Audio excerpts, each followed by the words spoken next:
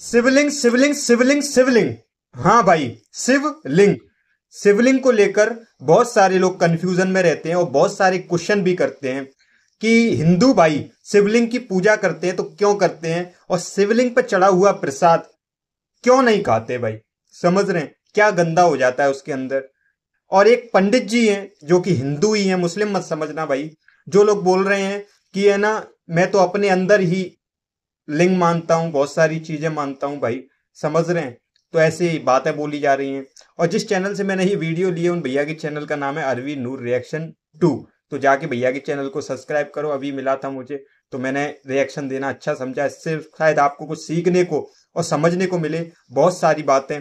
तो इस वीडियो को फुल वॉच करना आज भाई। और पहले चलते हैं वीडियो की तरफ, फिर करता हूं आपसे कुछ वार्तालाप। और जो लिंग प्रशासन कर ले, जिसने लिंग प्रशासन कर लिया वो भगवान का हो गया। और जो लोग पत्थर में लिंग को ढूंढते हैं वे गलत है, क्योंकि किसी भी पत्थर में कोई भी लिंग नहीं होता है। इस बाबा जी के पास ही तो लिंग मौजूद है। सो अपने वाले को ही मानते हैं ये, और अगर आपके पास भी लिंग है तो उसे भी ये मानेगा। आपके पास है या नहीं यार, कॉमेंट में बोलिएगा जरूर। मैं तो मेरे अंदर ही मानता हूँ लिंग, पत्थर में लिंग नहीं मानता हूँ। मेरे पास लिंग है, आपके पास है तो आपको मान लूंगा। भगवान ने तो पहले ही मंत्र दे दिया और कह दिया कि किसी भी लिंग को ढूंढो मत, अपने पास जो है उसी को शासन करो। मंत्र दिया भगवान ने, त्र्यंबकम यजामहे सुगंधिम पुष्टिवर्धनम। किसी भी लिंग को ढूंढो मत, लिंग पर शासन करो। ये बाबा जी क्या बेवकूफ थोड़ी है कि किसी लिंग के लिए ये पैसा खर्च करे और उस मंदिर में जाकर पत्थर के अंदर लिंग को ढूंढे। साथ ही इनकी एक दिन की समय भी ऐसे ही बर्बाद हो जाएगी। और अगर वो पत्थर के अंदर लिंग को ढूंढने के लिए जाए तो मैं बेवकूफ थोड़ी हूँ कि 200 रुपए खर्च करूँ त्र्यंबकेश्वर जाऊं और पूरा दिन बर्बाद करूं। ये था दोस्तों हिंदू के एक मशहूर धर्मगुरु या बाबा जी, जिसकी अंध आंख शायद थोड़ी सी खुल गई है, जिस वजह से ही शायद ये आज इस तरह की बातें कर रहे हैं।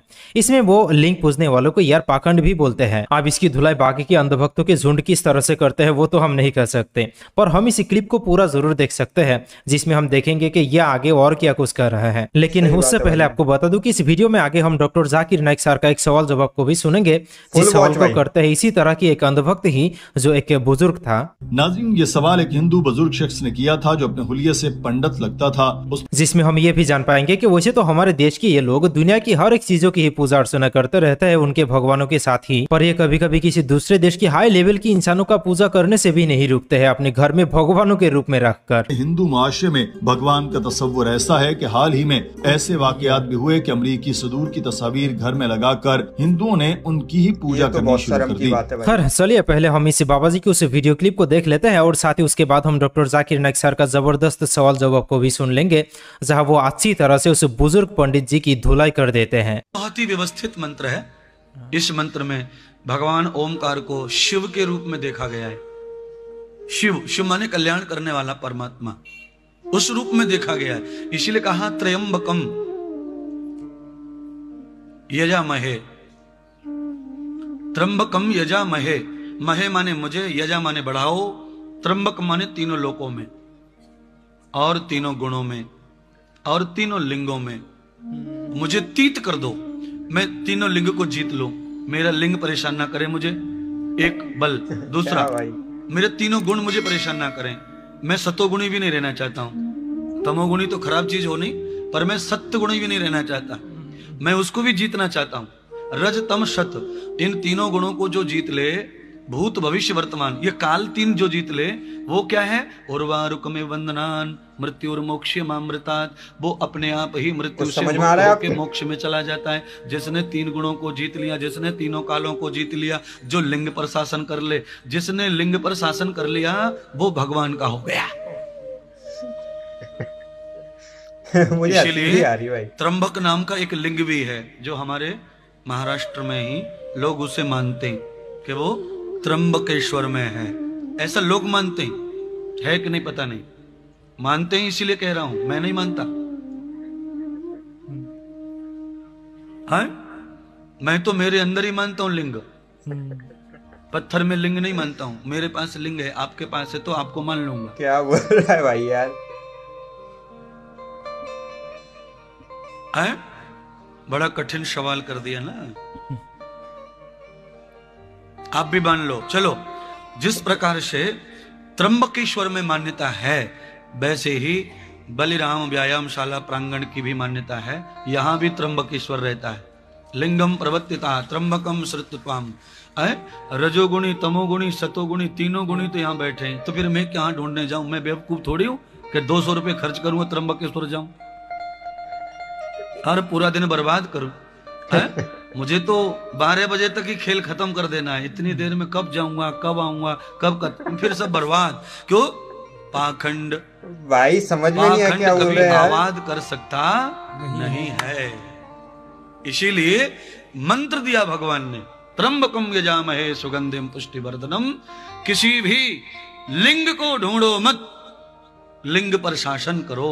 नाज़रीन, ये सवाल एक हिंदू बुजुर्ग शख्स ने किया था जो अपने हुलिये से पंडित लगता था। उसने जाफरानी रंग के कपड़े पहन रखे थे जो हिंदुओं की पहचान है। इस शख्स का सवाल था कि कोई भी शख्स तपस्या करके कोई भी मकाम हासिल कर सकता है, चाहे तो ऐसे लेवल पर पहुंच सकता है जिसका मंतकी तौर पर कोई वजूद ही नहीं हो सकता। इसका सवाल इस हिंदू नजरिए के तनाजुर में था जिसमें हिंदू हर चीज में भगवान की झलक देखकर इसकी इबादत करना शुरू कर देते हैं, जैसे आग, दरख्त, पानी, पत्थर, हवा, बिजली, इंसान, घर, गर्ज। ये के हिंदू मुआशरे में भगवान का तस्वुर ऐसा है कि हाल ही में ऐसे वाकयात भी हुए कि अमरीकी सदूर की तस्वीर घर में लगाकर हिंदुओं ने उनकी ही पूजा करनी शुरू कर दी। इस सवाल के जवाब में डॉक्टर जाकिर नाइक का क्या जवाब था, हम आपको तफसील के साथ सुनाते हैं। हम हिंदू हैं तो हम अलग अलग तरह के से वर्शिप करते हैं। हम हिंदू हैं ना, तो अलग अलग टाइप से वर्शिप करते हैं, तो उनको मानते हैं। हमको कोई कॉन्ट्रोडिक्शन नहीं कि आप कौन सी तरह से वर्शिप करते हैं, तो उससे कोई मायना नहीं रखता। आप कौन से दिल से करते हैं उसको ज़्यादा मायना रखते हैं। तो हमारे फिलॉसफी के हिसाब से तो कोई भी ह्यूमन, अभी आप बोलते हैं कि मोहम्मद पैगंबर से ऊपर कोई नहीं हो सकता आपके हिसाब से, मगर हमारे फिलॉसफी के हिसाब से कोई भी इंसान वो लेवल मोहम्मद पैगंबर सल्लल्लाहु अलैहि वसल्लम। तो आपका क्या कहना है, आप वो लेवल तक पहुंच सकते हैं? डॉक्टर जाकिर नाइक ने इस सवाल के जवाब में जो पहली बात की, उसी ने इस हिंदू पंडित की सारी बात को ही एकदम से बदल कर रख दिया। डॉक्टर साहब बोले कि दिल से करना जरूरी है, मगर साथ ही सही करना भी लाजिम है। अगर दिल से चोरी करें तो क्या ये सही होगा? दिल से करो मगर सही चीज करो। पूजा करते हैं ये अहम नहीं, किसकी करते हैं ये अहम है। दिल से करना भी अहम है, मगर दिल के साथ किसी की करते हैं और क्यों करते हैं ये भी जरूरी है। अगर मैं कहूँ कि दिल से चोर की पूजा करने लगूं तो क्या आप मानेंगे? मैं रावण की दिल से पूजा करूं तो आप कहेंगे कि राक्षस की पूजा करता है, कैसा आदमी है। ये एक सही चीज दो तरीके से हो सकती है, अगर दोनों सही हैं तो कोई मसला नहीं। डॉक्टर जाकिर नाइक ने कहा कि अल्लाह ताला के बाद हजरत मोहम्मद सल्लल्लाहु अलैहि वसल्लम का दर्जा मखलूकात में सबसे ज्यादा है, फिर सहाबा कराम और फिर बाकी आते हैं। आपने सवाल किया कि क्या मैं हजरत मोहम्मद सल्लल्लाहु अलैहि वसल्लम के लेवल पर आ सकता हूं, तो जवाब है कभी नहीं। मैं कोशिश कर सकता हूं मगर कभी पहुंच नहीं सकता, क्योंकि मुझे पता है कि अल्लाह ताला के वो पैगंबर हैं। ये हदीस में है कि पैगंबर सबसे ऊंचे दर्जे पर हैं और मैं पैगंबर नहीं हूँ। अल्लाह ताला ने कुरान पाक में इरशाद फरमाया कि मोहम्मद तुम में से किसी मर्द के बाप नहीं, लेकिन वो अल्लाह के रसूल हैं और सब नबियों के खात्मे पर हैं और अल्लाह हर बात जानता है। जो भी आप सल्लल्लाहु अलैहि वसल्लम के बाद कहे कि मैं पैगंबर हूँ, उसको चाहिए कि वो साइकियाट्रिस्ट के पास जाए और अपना इलाज कराए, क्योंकि आप सल्लल्लाहु अलैहि वसल्लम खातमुन नबिय्यीन हैं। और मैं ये इसलिए कह रहा हूँ कि ये कुरान पाक में लिखा है और जो कुछ कुरान पाक में लिखा है मैं इसकी शहादत देता हूँ कि ये 100% दुरुस्त है। यस, और ये दुनिया की हर एक मुसलमानों का भी मानना है कि कुरान में जो कुछ लिखा हुआ है वो 100% जेन्युइन और बिल्कुल सही है। और कुरान में ये सब बातें तो क्रिस्टल क्लियर लिखा भी हुआ है। पर हाँ, आप कोई नबी तो नहीं बन सकता, लेकिन अगर कोई अल्लाह को खुश कर सकते हैं तो वो उसकी वली जरूर बन सकते हैं। पर वली के नाम को लेकर आज मुसलमानों में बहुत ज्यादा कंफ्यूज रहते हैं। तो दोस्तों, मैं आपको बता दूं कि हर वो इंसान अल्लाह की वली है जो उस पर ईमान लाया है और उसी को खुश करने के पीछे लगे रहते हैं।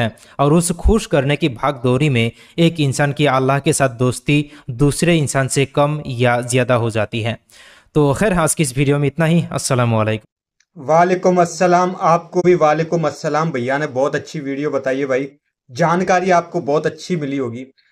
अल्लाह के बारे में जो मुस्लिम भाई बताते हैं वो एक मत होकर बताते हैं। यानी कि कहने का मतलब, एक मुस्लिम भाई से पूछोगे ना कि आपकी कुरान में ये लिखा है, तो वो यही बोलेगा कि हाँ ये बात लिखी है। और दूसरे भाई से बोलोगे कि उसी से वही क्वेश्चन कर दो, तो दोनों का क्वेश्चन 100% सेम मिलेगा। और हिंदू धर्म में क्या हो रहा है ना कि भाई दोनों से, एक पंडित से ये पूछ लो या एक ज्ञानी इंसान से ये पूछ लो, तो दोनों में बहुत मिसअंडरस्टैंडिंग होगी भाई, बहुत डिफरेंट होगा उसके जवाब में। समझ रहे हैं? जैसे शिवलिंग के बारे में ये जो भी बोल रहे हैं, ठीक है, या और लोगों से पूछोगे वो जो भी बोलेंगे, समझ रहे हैं? अब ये बोल रहे हैं कि शिवलिंग को तो मैं क्यों जाऊं, मैं क्या करूं भाई। मैं इन सब चीजों को अपने नजरिए से देखता हूं, और आप अपने नजरिए से, आप अपने कमेंट में बताना क्या ये जो बाबा जी ने बोला था क्या सही था या गलत था, इनका मानना सही था या गलत था। और जो डॉक्टर जाकिर नायक जी ने बताया कि जिस नजरिए से हम देखें, काम करें, अच्छे काम को करें, शिवलिंग की पूजा करनी चाहिए नहीं करनी चाहिए, ये तो आपका मत है कि नहीं करनी चाहिए या नहीं, पर मेरा एक मत है कि शिवलिंग पे चढ़ा हुआ प्रसाद भाई क्यों नहीं खाते, इसका क्या बताना जरूर कमेंट में। चलता हूँ भाई, सबको अस्सलाम वालेकुम, जय हिंद, जय भारत।